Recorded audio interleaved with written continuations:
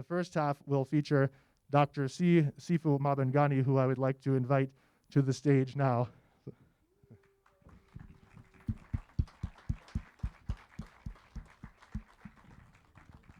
Thank you so much. Thank you for the wonderful, warm welcome. How are we doing today, ladies and gentlemen? It's a beautiful day, really, truly a beautiful day. Well, I'm going to talk for a little while, and then I will play some music for you, music from South Africa, which is where I was born and raised. Uh, I came to the United States in 1993, but that's fairly recent. That's a fairly short time. That's only 27 years ago. I was 20 at the time, so if you do the math, I'm now 47, which is still young. And I was blessed to have married a wonderful woman. She's sitting right up here in front. Her name is Deborah Mabingani. And we've been married for 27 years as well.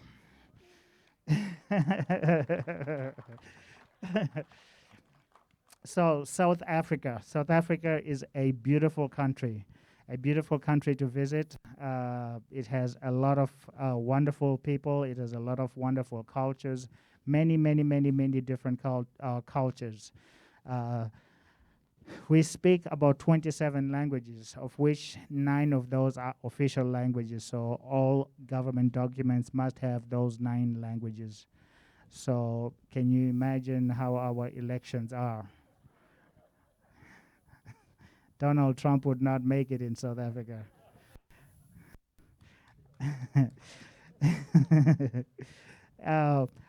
I love South Africa, the country that I was born in, regardless of apartheid, regardless of anything. South Africa is not defined by apartheid. South Africa is defined by its people, their courage. South Africa is a country with a long history of people trying to conquer it. First came the British.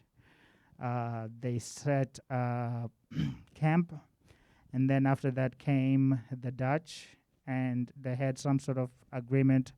The English and the Dutch, they worked together. At some point, they did not agree on a lot of things. So at this point, they had a war, which was called the Boer Wars, back in the 19th century, in the 1800s. At that point, South Africa still had the Zulus, which is the tribe that I come from, the largest tribe in South Africa, and then the Sothos, which is my mother's tribe. And I'm supposed to be a Sotho because you're supposed to associate yourself with your mother's tribe. So I am a Zulu as well as a Sotho. So I have no conflicts within myself. I can live with myself. And the music is different, the language is different, the way people do things are very different. And it's really a beautiful thing to watch the people live together side by side without any conflicts, because there are many different cultures, as I mentioned. They live side by side without conflicts. And they're able to do that because they can say, okay, this is my boundary. This is your boundary. So you stay in your boundary, we will have no problems. I stay in my boundary, and we have no problems. And then the next thing, we've established boundaries now. We go beyond that. It's not that elementary. Now let's trade. We can trade evenly. You know, if you need something, and if you think the value is equal to, then that's fine. You know, we can trade that way. So that's how we've been living for thousands and thousands and thousands of years. They call South Africa the cradle of mankind, and that is not a joke, because we have found, there's been evidence that has been found, scientific evidence of bones that were thousands and thousands and thousands of years old. I know they found some other bones in other parts of Africa, up in the north, but there's discussion amongst scientists as to which is older. But we're not here to talk about African bones. We are here to talk about the African living. Myself, as a Zulu, as a Sutu, I used to play music. This was back in the 80s. I used to play music on the streets of South Africa on a djembe and a marimba, which looks like this balafon here. All these instruments that you see here, I used to play music on the streets to feed the family, because back then in apartheid, you could not get a job as a black person in your own country. Can you imagine that? Just for a second, imagine that.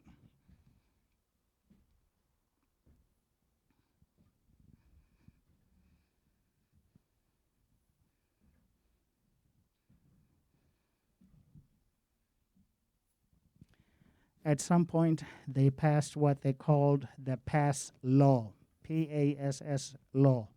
So you had to have an identity. If you did not have an identity, you go straight to jail. And then, of course, the movement started with the African National Congress, which is Nelson Mandela's political party. Nelson Mandela is someone whom I met, and actually my dissertation is based on his political ethos, as well as his prison numbers. So I took his prison numbers and I made them into music. So my dissertation is is out on Google. Anyone can Google that, and if you want to play the music, by all means, be my guest. It's going to be a little bit challenging, though, because the music is based on the numbers, which is a system that I created. And back in the 80s, there were a lot of riots and a lot of fighting, because apartheid was just a system that was so horrific. I mean,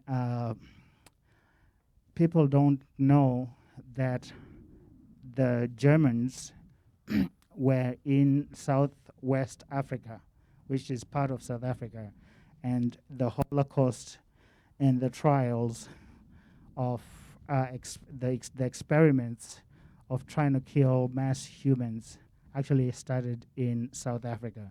People don't know that. They only know the history as the English and the Americans and the Canadians. South Africa actually fought in World War II as well. So back in the 80s, people were very much against the idea of a pass, that somebody needed a pass to go anywhere. Somebody needed a pass to, be at a bus stop after 6 p.m. And this was a very, very, very big problem. So the African National Congress organized a military, I would say a military kind of a youth camp, and it grew and grew and grew and grew until they started fighting the Afrikaners, the Dutch. The Dutch are the Afrikaners. Going back to languages a little bit, when you go to school in South Africa, you learn at least 3 different languages. You learn English, mandatory. You learn Afrikaans, which is Dutch, that's mandatory. And then you learn your mother's language. So anytime when you were stopped for a pass, there was a way you could communicate with whomever stopped you. And of course, if you could not communicate with that person, you were gone into the back of the police van, and that's it, gone. So as time went on, now we're coming up to the 90s. I started going to Wits University, VITS. It's actually called Witwatersrand, which is the actual name, and it's a little bit longer. So we just shorten it to VITS, Wits University. And I started studying music there for a little while. And I did not manage to complete my studies because of apartheid, obviously. And then in 92, when they freed Nelson Mandela, the government started looking at my dad, who also worked with the African National Congress. This is something that the government did not like. So one night they came and murdered my entire family. The only reason I was not part of that was because I was at a friend's place for a sleepover. My two sisters were also not available. Thank you, sir. My two sisters were also not available at the time. So we managed to live. At which point I came to know some Americans in Johannesburg in 93 who helped me file some paperwork with the embassy there. Some paperwork also with Australia, Canada, and Britain. And the first country to accept my political asylum was the United States. And that's how I ended up here in 93 as a 20-year-old. Ended up in Flagstaff, Arizona at Northern Arizona University. They had an event called the World Clay Stomp. So that was the event they put on the paperwork that they invited me for my specialties in music. So that was a blessing. So we played at that event, which was a 2-week event. We played at that event with my band at the time. There were 6 of us from South Africa. After that, we went our separate ways with the band, and I tried to do a lot of different things here in America. Tried to spread my wings a little bit, learn the culture, learn how things work here in this country. And then I decided to go back to school. So I went to Grand Valley State University, which is in Michigan, Allendale, Michigan. I got my bachelor's degree there in music composition. I also studied my associates in Freeport, Illinois, which is the town my wife is from. And then after that, after I got my bachelor's, I went and did my master's at Central Michigan University, and then came to Arizona to ASU, where I did my doctorate and graduated in 2014. And I met a lot of wonderful people, wonderful musicians. One of them is going to be on stage here, Dr. Sanjay, sitting over there. At any rate, about 2 weeks ago, I was traveling from a gig in Denver, coming back home. I had spent the night in Albuquerque because I was tired. And then after that, I went to, I started driving at 4 in the morning from Albuquerque, trying to make it to Phoenix. Once I'm up, I'm up. I'm one of those people, it doesn't matter what time it is. If it's 2 in the morning, once I'm up, and that's it. Excuse me for a second.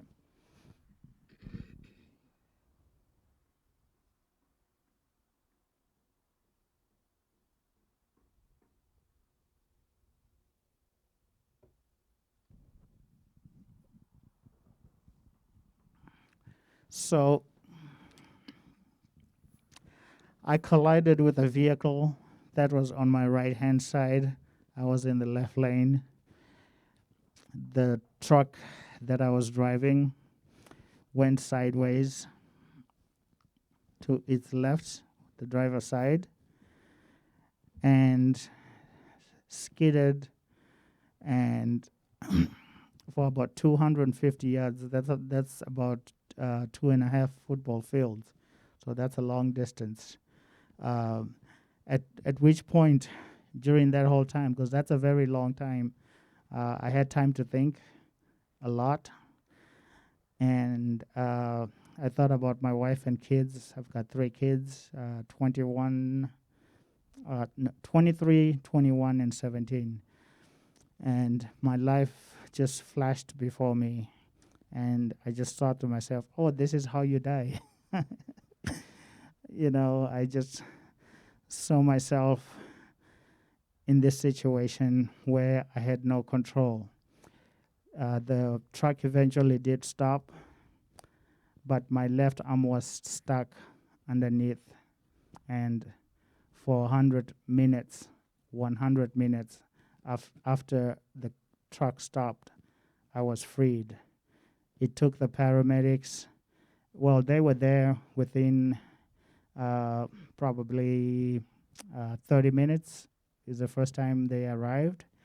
They did not have all the equipment they needed, so they went back to get the jaws of life and the balloons that they used to put underneath so they can raise, whatever they need to raise a car. So that's how long it took, 100 minutes for them to free me. I was in agony. It was cold. There was a snowstorm, and I was just in agony. The rest I don't remember. I just remember waking up after surgery, and I did not have an arm. Now I'm a musician. I used to play djembe a lot. I love djembe. Djembe is one of my favorite instruments, and Western drums. I used to teach all of that. So now I am emotionally dealing with that. The one thing I'm glad about is that I'm alive. The other thing that I'm glad about is apartheid is no longer the law of South Africa. The last thing that I am glad about is that I'm a composer. All of my degrees are in music composition. So now I can focus on composition because nothing is holding me back from composition. At this moment, I'm going to end my speech, and then I'll try and play 2 or 3 pieces because my energy is low, and also pain is one of my problems at the moment. I live with pain almost on a daily basis, excruciating pain, because this happened recently. Also, I have an injury on my right arm, as you can see, right hand. So thank you so much for listening.